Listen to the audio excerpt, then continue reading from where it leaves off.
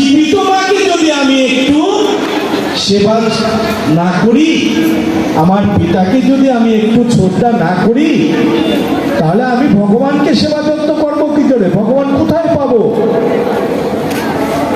ভগবানটা পাবো কোথায়? গোবিন্দ সেবা করেন, গোবিন্দ সেবা দেন, গোবিন্দ নামে চলেন। আরে বাবা, গোবিন্দের নামে চলতে হবে, কিন্তু গোবিন্দ সেবাটা আমি কোথা থেকে দিব? গোবিন্দ কি সেবা করেন?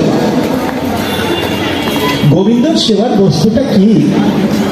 গোবিন্দর সেবার বস্তু হচ্ছে একমাত্র নাম। নামের ভিতরে এই গগন আকাশের মেঘ যখন গগনের সঙ্গে ভস্মন হবে, তখন সে আমাদের মাঝে বৃষ্টি আসবে, তাই আসবে নয়? আর এই হৃদয়ে যখন নামের প্রেম ভক্তি উৎপত্তি হবে, নাম আর প্রেম উৎপত্তি হতে হতে যখন হৃদয়ের ভিতরে জীবাত্মা পরমাত্মা যখন মিলিত হবে, তখন সে আমার এই নয়নে বাড়ি বর্ষণ হবে নামের দাহিতা শক্তিতে। কি নাম? কলিযুগে আমরা বলছি হরিনাম সংকীর্তনম শ্রবণং মঙ্গলম, শ্রবণ করিলে জীবের মঙ্গল।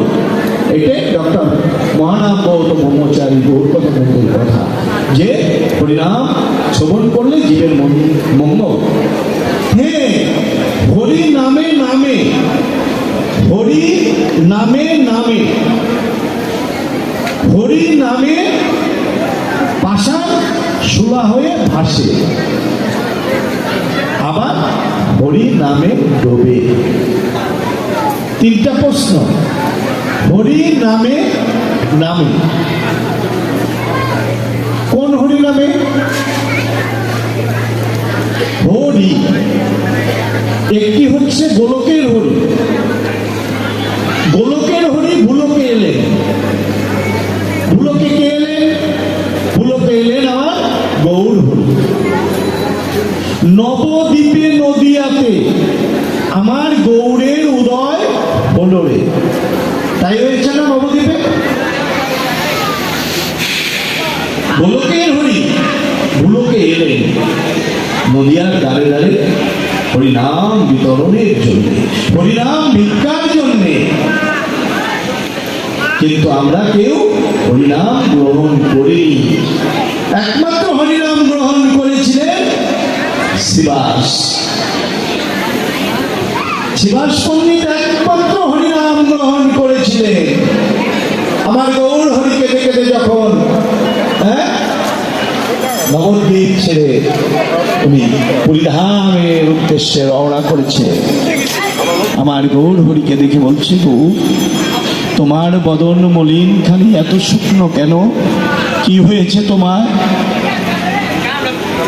তুমি একটু বলবে কি? পথ আঁকলে দাঁড়িয়েছে।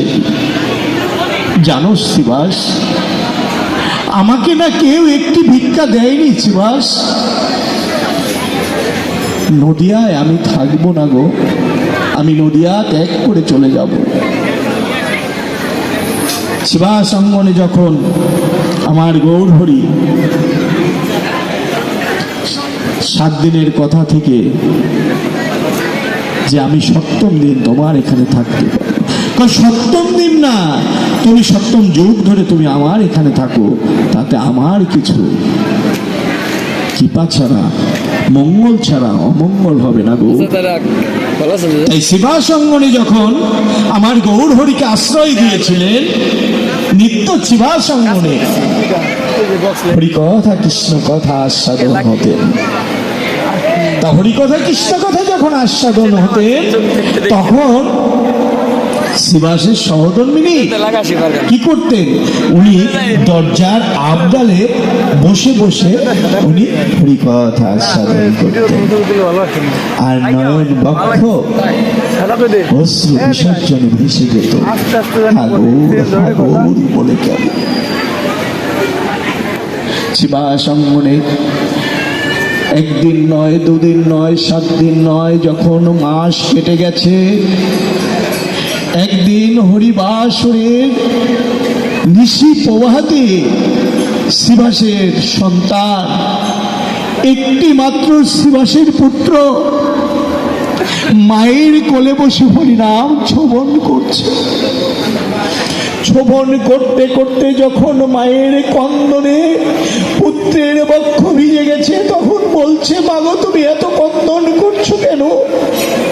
পুত্র সন্তান কান্না করতে করতে হঠাৎ বুকের ব্যথায় শ্রীবাসের পুত্র যখন গত হয়ে গিয়েছে, অর্থাৎ মৃত্যুবরণ করেছে, তখন শ্রীবাসের সহধর্মিনী মুখে কাপড় দিয়ে হাউ হাউ করে কাঁদছে। তবুও গৌরের ভজন নষ্ট হবে বিধায় শ্রীবাস অঙ্গনের প্রবেশ করে।